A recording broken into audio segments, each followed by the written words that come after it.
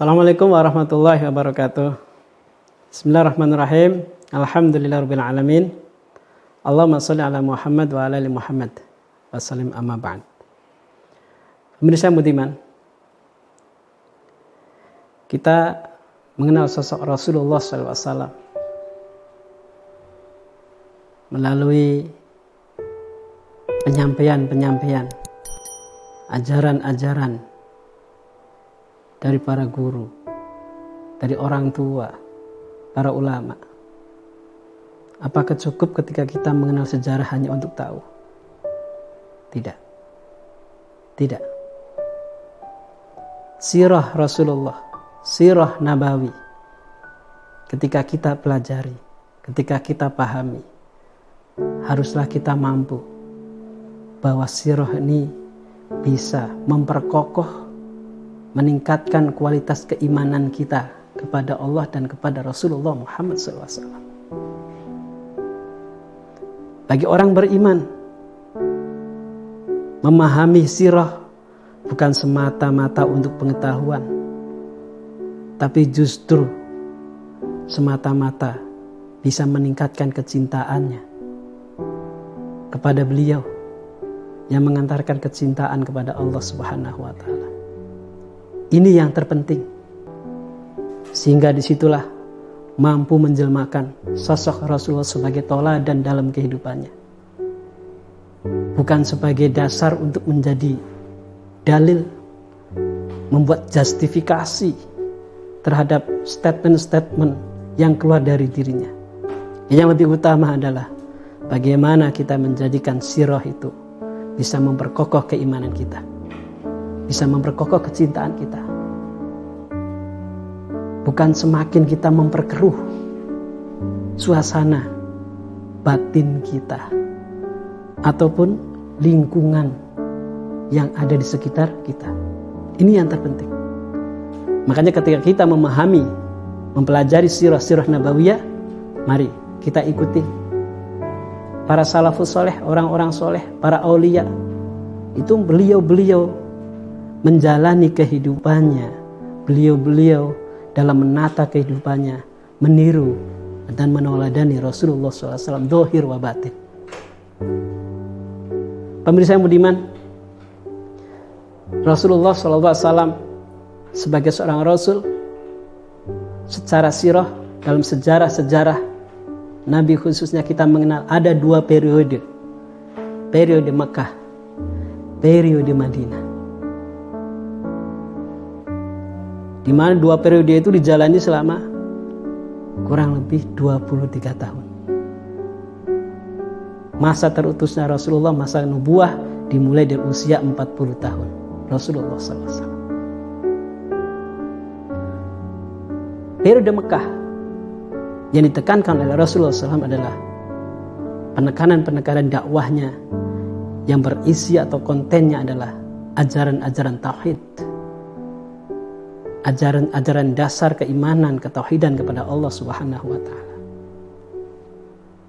Kemudian periode Madinah, ajaran-ajaran dakwahnya adalah terkait dengan bagaimana menata kehidupan sosial, dalam kehidupan bermasyarakat antar sesama, sehingga munculnya di situ dalam periode Madinah yang namanya tatanan kehidupan, ada syariat-syariat agama.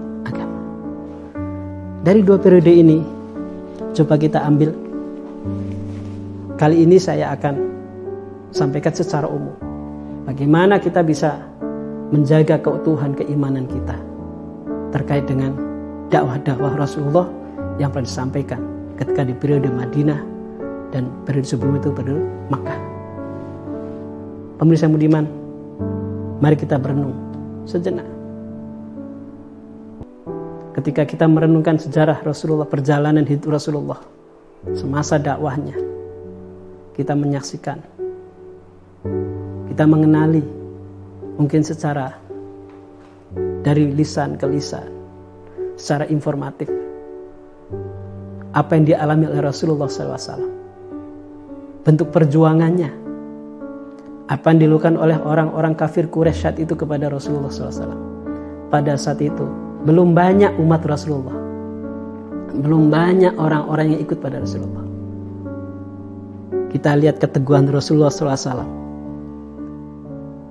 dengan dirinya sendiri, dengan dukungan-dukungan dari pamannya, orang terdekatnya yang tidak begitu banyak. Beliau mampu untuk menjalani. Apa yang dijalani? Itu adalah skenario Allah Subhanahu wa Ta'ala. Di situ tanda sebagai bukti bahwa kekokohan keimanan Rasulullah SAW bukan karena dihasilkan dari dirinya sendiri. Beliau sadar semua Allah datangkan, anugerahkan dari Allah Subhanahu wa Ta'ala. Coba kita renungkan yang pertama seperti itu. Ini yang menjadi bekal perjalanan Rasulullah SAW yang dibekali oleh Allah Subhanahu wa Ta'ala, sehingga memiliki kekokohan, ketabahan, kekuatan, kesabaran dalam segala tingkahnya. Bahkan bimbingan-bimbingan, kapan saatnya beliau hijrah, kapan saatnya beliau mengungsi, kapan saatnya beliau untuk menentukan satu langkah dan tindakan. Yang dipikirkan ada dalam benak Rasulullah SAW adalah bagaimana menjaga apa yang jadi misi Allah Subhanahu wa Ta'ala, yang dibebankan sebagai seorang Rasul, membawa risalah dari Allah Subhanahu wa Ta'ala. Kita perlu meniru di situ kearifan-kearifan, kebijakan-kebijakan Rasulullah Shallallahu Alaihi Wasallam.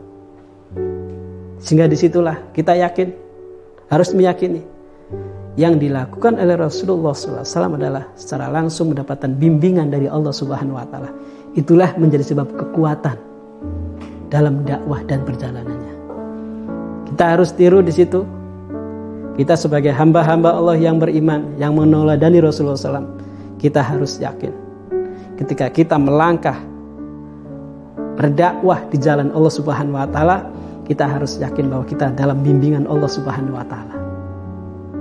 Ini pokok dasar. Sehingga disitulah kita akan menjadikan sirah-sirah atau perjalanan Rasulullah SAW dalam kehidupannya akan menjadi kekuatan kita untuk melangkah. Kita tidak putus asa sebagaimana Rasulullah SAW menjalani kehidupannya. Kita tidak bergantung kepada manusia, hanya bergantung kepada Allah Subhanahu Wa Taala. Kita berpikir, mampukah kita melakukan seperti itu? Mampu atau tidaknya kita kembali kepada keyakinan, kekokohan, keimanan di dalam hati kita. Hamba-hamba Allah yang senantiasa bergantung kepada Allah Subhanahu Wa Taala, pasti dia akan mendapatkan support, mendapatkan dukungan dari Allah, dari Rasulullah Muhammad SAW. Sehingga langkahnya senantiasa mendapatkan bimbingan. Itu sirah. Bahkan kita pun saat ini harus sadar bahwa kita sendiri membentuk sirah, membentuk suatu sejarah perjalanan dan kehidupan. Nah, ini yang dimaksud bahwa kita bisa meniru, bagaimana meniru perjalanan Rasulullah SAW. Oleh karena itu, alangkah baik, alangkah sempurnanya setiap langkah kita senantiasa diawali dengan prinsip mengikuti ajaran Rasulullah Muhammad SAW yang didasarkan untuk menjaga ketauhidan, keimanan kepada Allah Subhanahu Wa Taala. Melalui Rasulullah itulah kita akan sadar apa yang ada pada Rasulullah akan diwariskan kepada siapa pewaris Rasulullah SAW. Tentunya ulama-ulama salafus saleh.